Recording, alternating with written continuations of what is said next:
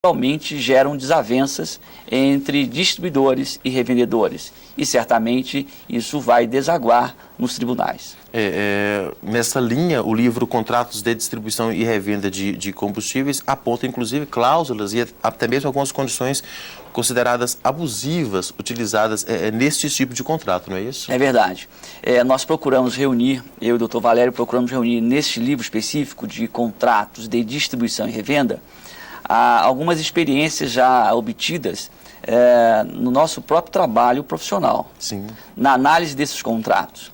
E esses contratos de compra e venda mercantil e de comodato de equipamentos, eles apresentam cláusulas que muitas das vezes são abusivas na interpretação do conteúdo dessa cláusula, do cumprimento dessas obrigações, e que levam os revendedores a questionarem judicialmente esses contratos por força dessas cláusulas. Eu poderia aqui citar alguns exemplos, como é o caso típico do prazo de contrato, como também a forma de cumprimento. Esses contratos, na sua grande maioria, eles estão indicados como prazo de vigência o cumprimento da totalidade de produto, ou seja, do volume de combustíveis. E às vezes ocorre um estudo que não seja realístico com aquele mercado. Ou há uma variação de combinações de condições que acabam causando um verdadeiro impedimento ao término desse contrato. Então são condições abusivas, e que merecem naturalmente a intervenção do Poder Judiciário. Há outras situações, e hoje nós estamos vivendo e experimentando isso, que é a questão do meio ambiente. As companhias transferiram, ou tentaram transferir, através desses contratos, as responsabilidades para os revendedores referente a eventuais danos causados ao meio ambiente, na própria exploração da atividade. Exemplo, o vazamento de um tanque, que vai causar um dano ao lençol freático daquela região ou daquele espaço que ocupa o posto. Então procuram se esquivando da responsabilidade, e isto, na verdade, não é possível, porque a responsabilidade aí é solidária.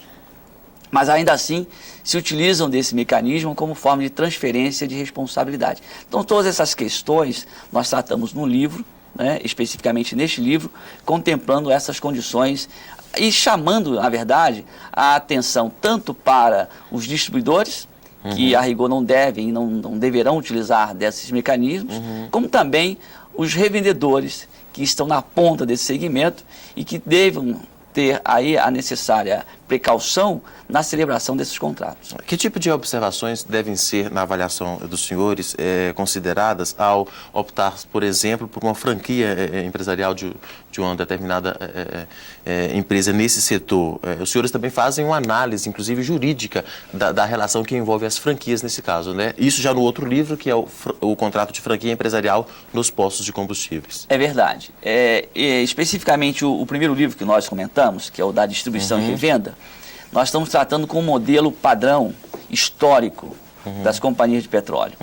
Agora, hoje nós estamos vivendo um outro momento. Sim. E, consequentemente, dada essa multiplicidade e complexidade dessas relações, é que fizemos uma análise a respeito do contrato de franquia ou do sistema de franquia e chegamos à conclusão que o contrato de franquia empresarial hoje é o que melhor se adequa a esta relação jurídica entre revendedor e distribuidor.